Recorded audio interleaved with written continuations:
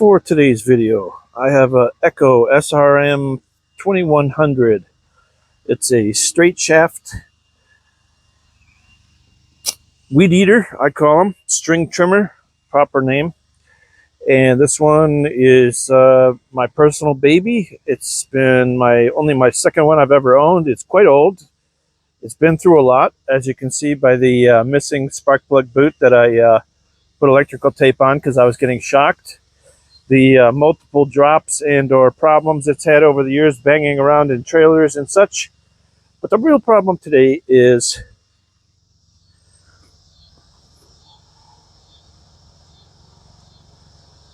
that primer bulb won't draw up one single bit of fuel from the tank. Let's get this cap on just so we don't spill that. This one is, like I say, SRM2100 841497 is my serial number. Look yours up by your model and serial. Sometimes in the serial numbers there is a breakpoint. Mine is a type 1E. There was, in fact, 3 different ones that fit the SRM2100. So everything I'm doing here is just for the 2100E.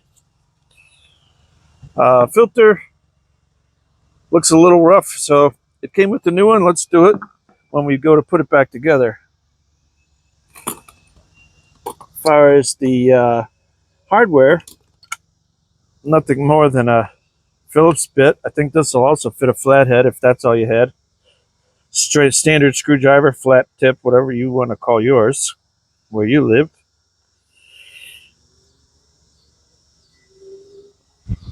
And we're just going to take this all the way up.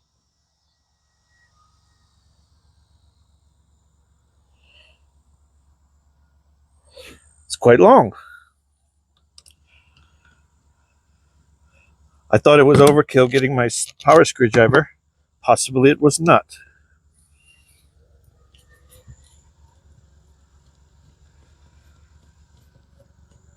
And the reason I'm taking this loose before taking anything off is so I can move it out of the way and put the new one on and reapply everything the same way. These have to be in the right orientation.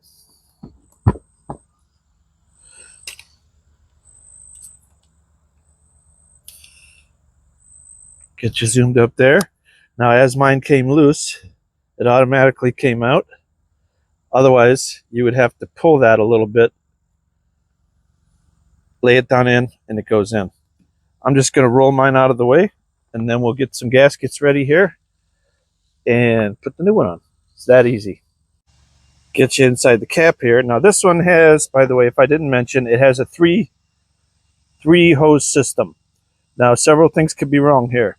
You could have a broken hose. You could have this other one goes just up to a little vent check valve. And or your hose could be broken off. Can't really get that to look in there like I want it to. But anyway, what's at the back of that hose is this little weighted filter. And sometimes those rot off at the end. In my case, that's not the case. So we're going to go with a new carburetor. Usually what it is when these won't prime like that is in the bulb assembly here. Just underneath that, there's this plate. First plate you see there. Not the silvery part, but the aluminum colored part. That is your primer assembly. There's 2 little check balls in there that allow it to come up and not down. And if one or the other is stuck, it will give you this symptom. I don't feel like playing around. These little kits you get are so cheap. This one actually came with, this is an aftermarket kit, of course. It came with the new grommet, whether that fits the tank size or not, but it came with all the new hoses, everything you need. Really cool kit. It even came with 2 spare primer bulbs for unknown reasons. Being that it comes with one pre-installed. So I guess they're figuring that's not going to last very long. Let's get into it. Let's just change the carb on this model. Very, very easy DIY project. As I'm opening up the pack here, I feel like I should say what this is. So again, check valve, breather, grommet for tank, 2 hoses, and then this is a very important part. It's a weighted fuel filter. And the reason it's weighted is so it can fly around inside the tank. If you tilt, a lot of these string trimmers can be tilted on edge and used as trimmers or different machines, and this will fall to the bottom of the tank, wherever the bottom of the tank may be, depending on which way you have it oriented. Just FYI. All right, now when we're talking about gaskets here, it came with two, and we see this one has a small hole, you know, the two holes, a small hole. This one has 4 holes. Well, we'll look here, 4 holes. It's the right one then.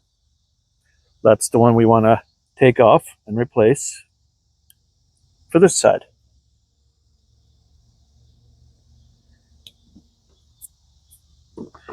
It's important that you use the right one, because if you didn't, I don't know if you can see very well, but there's a little passage here that goes to, let's see, one, is there another hole there? And one big hole anyway. If you didn't do that right, I can almost guarantee something won't run right for you.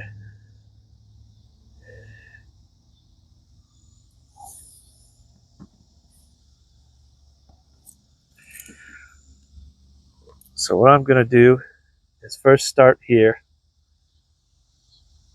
I'm going to turn that with that thing facing out. Get that to seat.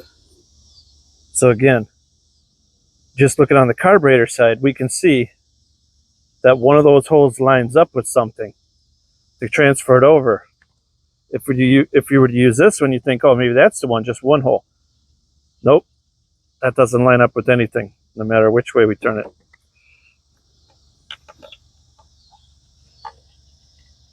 Make sure I got you in the shot there.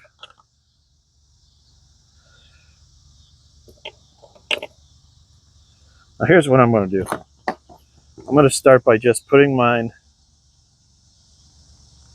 both of my screws already through this choke assembly.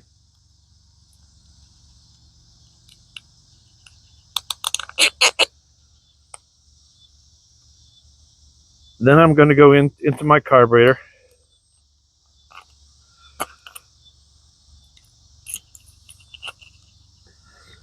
Then I'm going to put my gasket, because it's hard to hold all this stuff in one place. Now I'm going to mount it as an assembly to the engine.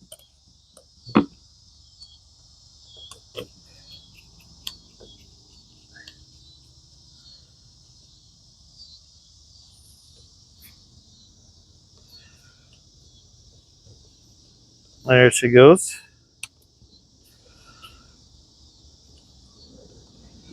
Crank these down enough to get a good clamp on that gasket. Then we will change these one at a time. I'll do the underside one first. Well, they both came off. Sorry, haven't got you in the shot there. Anyway, just make sure they go on the same way. This one, the short one, just goes down, and it's real short, and it just returns fuel down to the tank. That's all that one does. Get those seated up there real nice.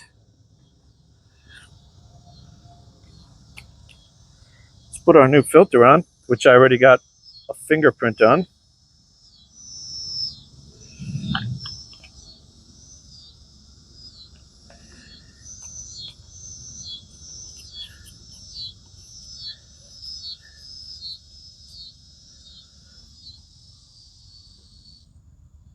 It is literally that easy. Now, let's try to see if it wants to suck up some fuel.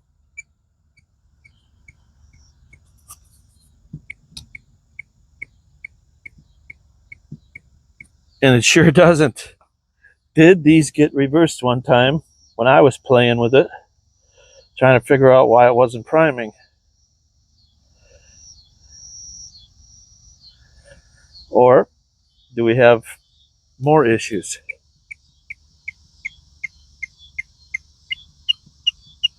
Nope.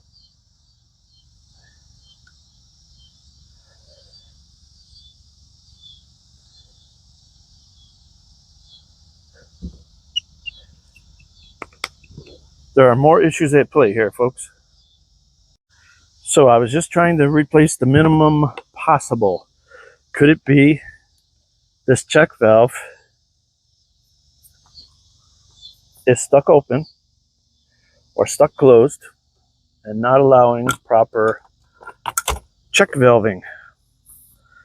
Well, it's easy to rule that out.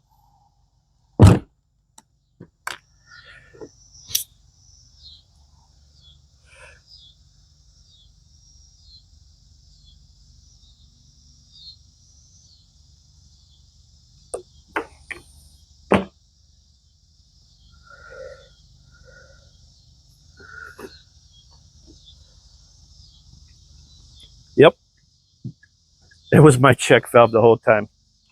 Well, I may have not needed to replace that carburetor. I don't know if you can see that fuel in there, but it's starting to fill up like it should. Nice. Let's see if it wants to run as is, or if I'm going to need to do some tuning, which are these two right here. The high is the one farthest away from the carburetor, the engine, and the low is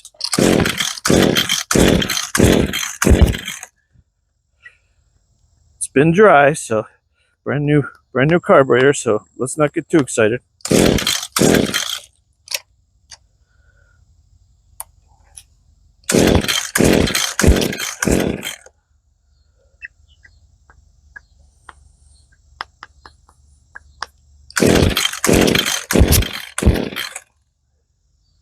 Okay, this baby is not easy to start. Might be my weed eater's fault. This is quite old, but I'm going to see how far they got these needles turned. So that was turned 1/8 of a turn. Okay, that doesn't sound right. Let's see about this one. 1/2.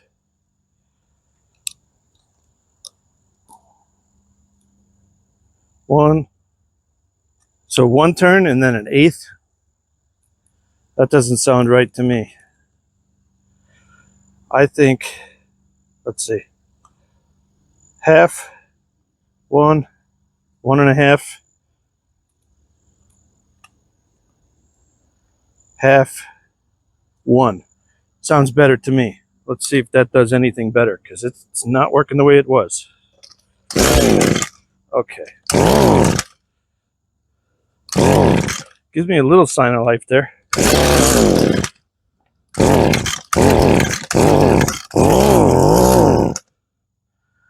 It's not happy with whatever it's got. I'm going to go a 1/2 turn less on the low then. Give that about, then we're about 1 and 1.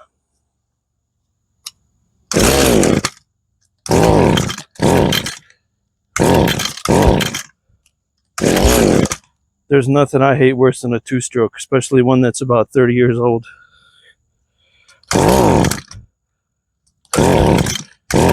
I'm fixing this more out of sentimental value than real dollars and cents.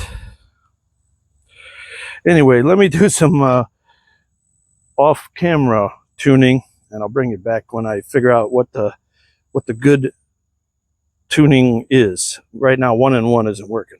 It's very possible we might not have a win by the end of today because of my stubbornness to try to fix this old machine that's probably beyond its useful life. But just in the sake of trying to replace everything, just in case there's a little pinhole in the fuel line or something, I'm going to replace this. I'm going to hope that the grommet is the right size, which would be really cool. Then I'll have new fuel filter, new everything. No excuses for the engine not to run if the engine's good enough to run. The other thing that could be wrong with an engine like this, of course, is low compression. And one of the reasons it could be low on compression is if the end seals come out of the engine or are too dry or whatever. It's not just about the piston rings. So in the sake of a carburetor video, or what came with the kit video, I am going to replace this. It also came with, like I say, the things they give you are sort of strange. An additional, but same, oh no, it's a different size. So if you did have a different size, that is. Okay, sorry. Again, 2 primer bulbs, but also a bigger filter, if yours could fit the bigger filter in the tank. So that's interesting. So I'm going to change those pieces just in case there's something wrong with that, because if this isn't sealing here, when it tries to put air into that fuel tank to pressurize it, if it's leaking there, that'll give you the same symptom of no gas getting up there. So let me just do them all. I'll drain it out. I'll bring you back. Okay, I got that all drained out. And then we're going to have to put our new check valve, our existing check valve, back on its home, which we know was the short one. That doesn't go anywhere.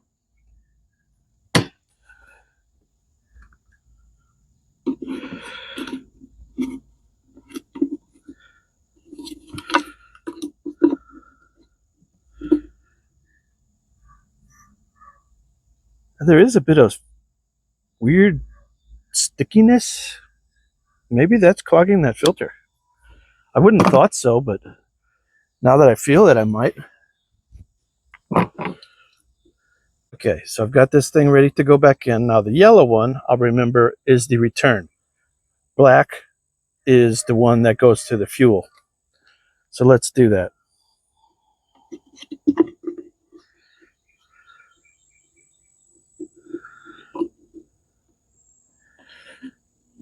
Now here's where you could put a little grease or something to get that soap, something to get that in there a little easier.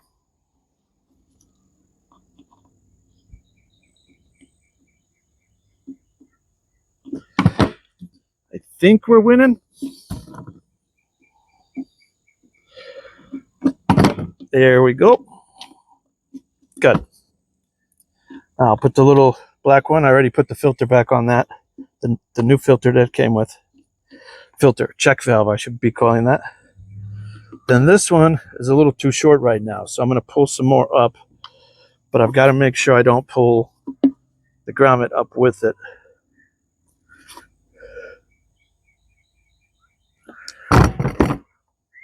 Probably a little more.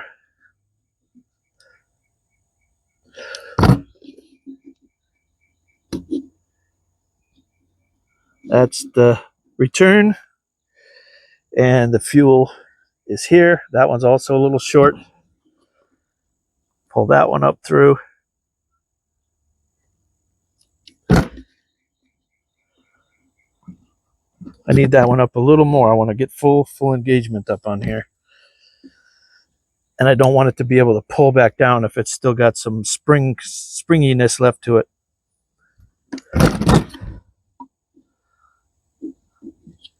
Good. Fully engaged. All right, let's see if it wants to run better like that. This has some weird,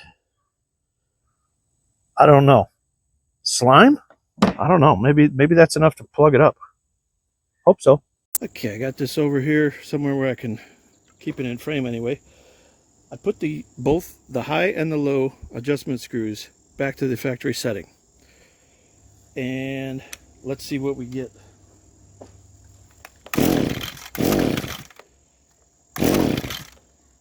I'll bet you I've got it flooded because I was priming that without trying to start it earlier.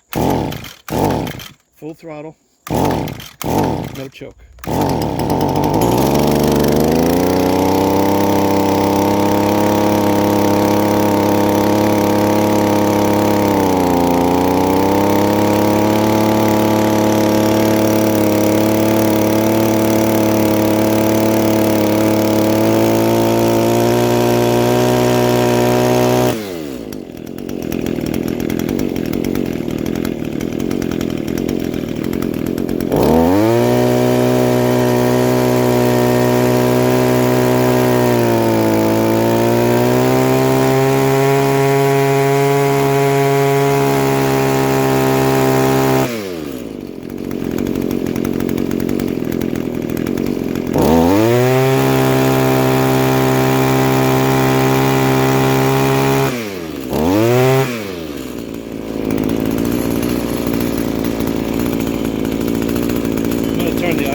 Down a little bit. You want the idle speed down low enough so that it is not rotating unless you hit the gas.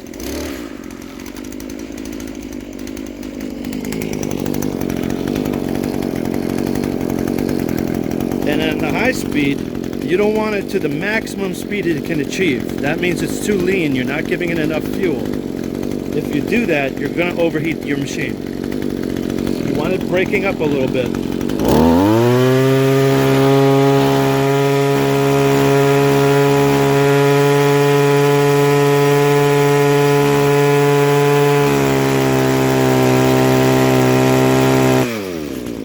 That's how I like to run mine, where it just starts breaking up.